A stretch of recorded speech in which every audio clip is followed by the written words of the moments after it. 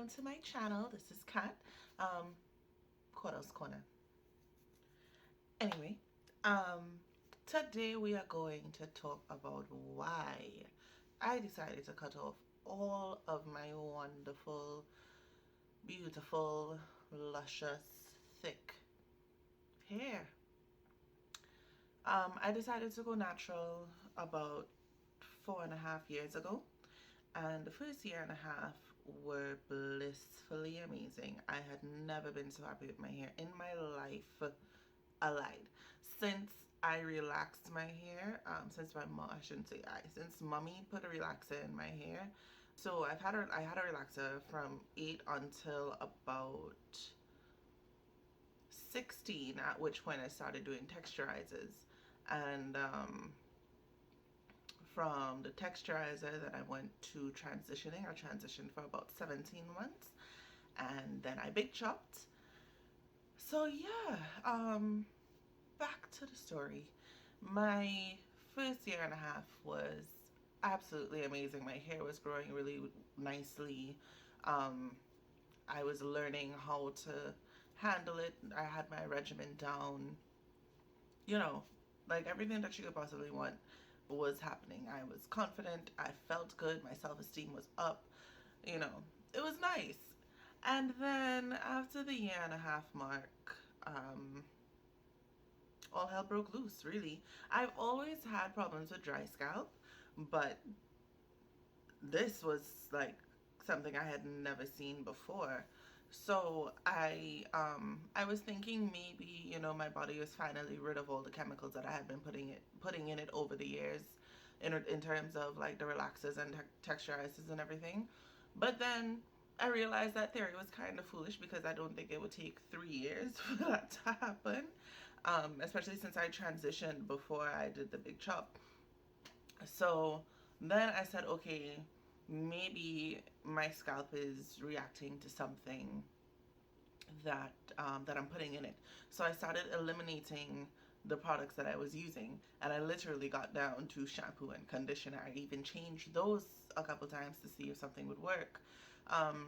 Nothing worked. So then I ended up messaging my dermatologist, who's also my cousin, and she said that it's possible that I had seborrheic dermatitis. So she recommended some shampoos and conditioners that I could use, but those still didn't really do much of anything. I went to see her one day.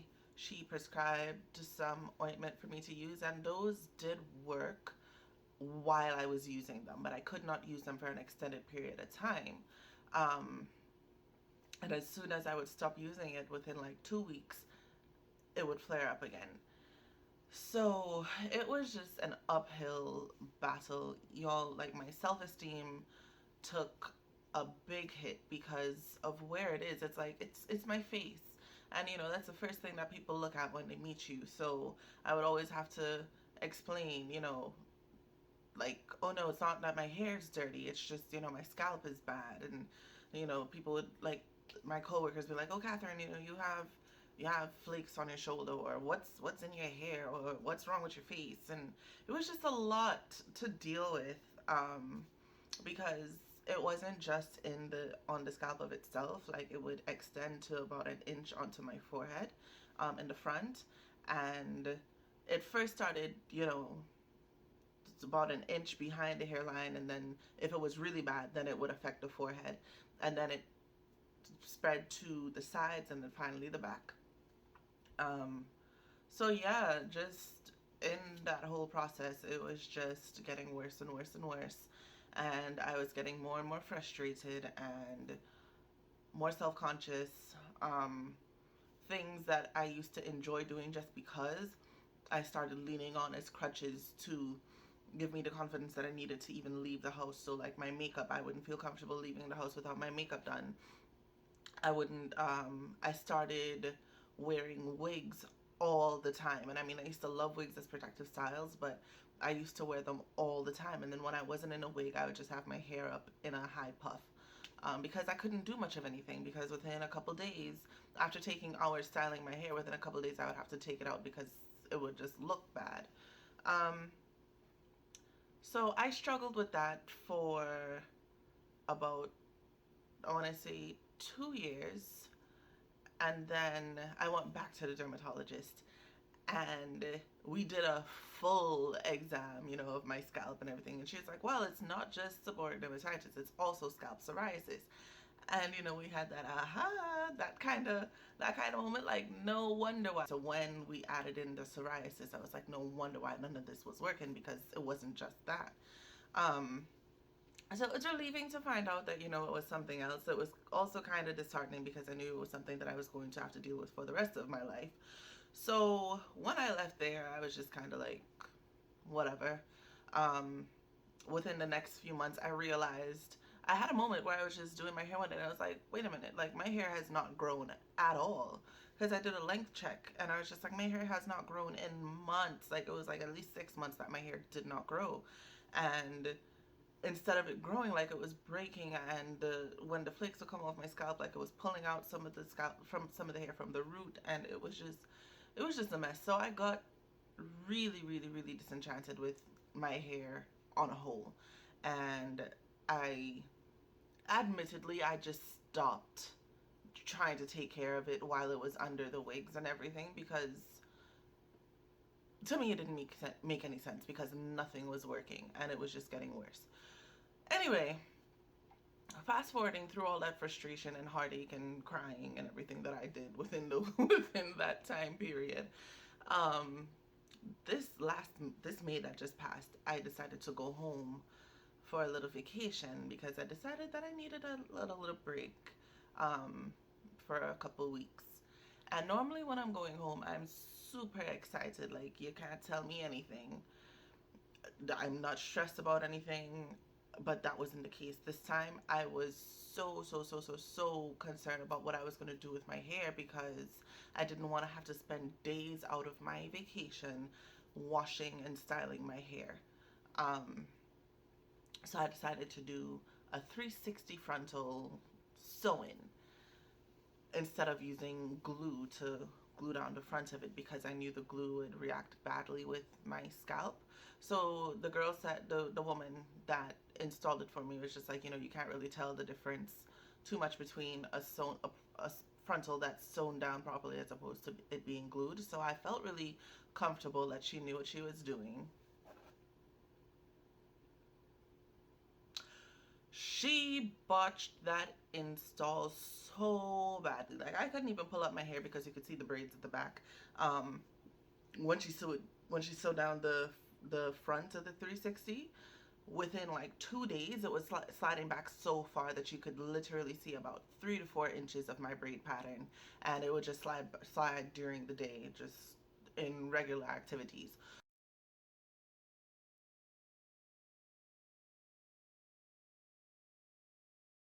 So when I got home and I went to the beach and my hair got wet with the weight, it was all the way back here, and I didn't know. It was embarrassing, because people are like, excuse your hair is coming off. I'm like, what? They're like, your hair coming off. I was like, oh, great, thanks. So I went out and found some glue, and stuck it down, which I knew was going to be a problem for my scalp, because with the psoriasis, sometimes when the flakes raise up, the skin underneath is raw. So I just knew it was going to be problematic, but I was like, you know what, whatever. I'll just remove the glue and wash my hair, wash the front of my hair every couple days. Came back here. Um, and at this point, the install was in for probably about a month. Um, Washed my hair when I came back, but still had the install in, glued it back down, and then I decided about 2 weeks after I got back that I was going to take it out. So it was in for about 6 weeks. When I took my hair out, I don't know if it's because it's the first time that I was able to actually see so far back into my scalp, like across my whole scalp, because I had the cornrows in, but I realized that the breakouts weren't only happening within like the first 2 inches of my hair anymore. It was all the way back here. And I was so through that day. It was a Saturday. I called my mom. I mean, when I came back from Trinidad, I told her that I was thinking about cutting my hair. And she's like, don't do it. I think you'll regret it. Your hair's so beautiful. Everybody loves it. You love it. You know, just figure something else to do. Okay, I'll try. Well, that whole I'll try thing went out the window when I took out that install because I was done. Called her, I said, Mommy, I'm cutting my hair today. See, I was going to have her hairdresser come to the house to cut it for me, but she didn't think that she would cut it the way that I wanted to. So I went to my hairdresser. I was trying to avoid her because she never wants to cut my hair as opposed to a trim. Like she didn't even want to cut my hair when I did the big chop, so I did it myself. Um, so when I called her, she was like, "You want me to cut your hair?" She's like, "What? I don't know if I could do it, you know." So, like, honestly, we were both going through the motions because she had been with me through all of the phases that my hair had gone through. And she thought that my hair was doing so well, but I hadn't seen her in a while, so she didn't see how bad my scalp was. Needless to say, I showed her a picture, and she's just like, "Oh, well, yeah, better you cut it off." So it made it a little bit easier for her to, just cut it. Um, but honestly speaking, I was so nervous going to the salon. I ended up having to go to a barbershop to, shave it up and everything. But going to the salon, I was so nervous because I swore to up and down I was going to look like a boy. I was going to look fat and ugly. I was going to have a double chin. Because this is the first time I have ever had anything remote like this short. Like, your hair is like you could it's almost like a distraction from your face, so I had never had my face be the focal point and there'd be nothing else to really focus on. So I was very nervous. And then I said to myself, you know what, you shouldn't be this dependent on hair. And when my hairdresser was cutting it off, I was just like, look at this. This took me years to grow, and within the space of 2 minutes it's literally all gone. Like, yeah, I was putting too much stock into something that didn't really matter. So I kind of avoided looking at myself in the mirror to really take in my face after I got it cut, because I just wanted to see the final product so I could judge it then. And the whole day before I really took myself in, I was telling myself, it's okay, Kat, if you don't like it, you can always put on a wig. It's fine. So I was really psyching myself up to just be like, it is what it is. When I was finished with the coloring, oh my goodness, I was so shocked at how much I actually like it. I think it's the best thing I have done in a long time to myself. It's amazing. Number one, the look, I love. Two, the ease, phenomenal. I can wash my hair every day if I feel like it. If I don't want to, I don't have to. I don't have to worry about drying time. I don't have to worry about getting sick. It's amazing. It is amazing. I'm actually not even sure I'm going to grow my hair back immediately. And what was even more relieving, I just knew before I cut my hair that I was going to have a moment where it's just like, ugh, I wish I didn't cut it. I haven't had it yet. And I think that's really amazing because how? Like, me, the girl that always had hair, like, how am I so happy with having none? But I'm very relieved that that's my reaction to it. I did have them put my hair in a bag because I didn't want to part ways with it. I don't know what I'm gonna do with it. It's here. Um, but anyway, as far as the channel goes, I'm definitely taking you all on the journey of trying to find things, natural ways of treating my scalp and getting it back healthy enough to actually grow healthy hair and not have my hair breaking off every 2 minutes and having hair pulled out and everything. That's going to be one aspect of the channel. And then there are probably going to be some DIYs and just daily vlogs and all that stuff because that's just who I am. I'm always doing a bunch of different things at one time. So I just decided to include you guys in it. And I'm pretty sure the things that I do, even if you don't have seborrheic dermatitis or psoriasis, will help, because it's all things to promote healthy scalp, healthy hair, just, overall healthier lifestyle, honestly.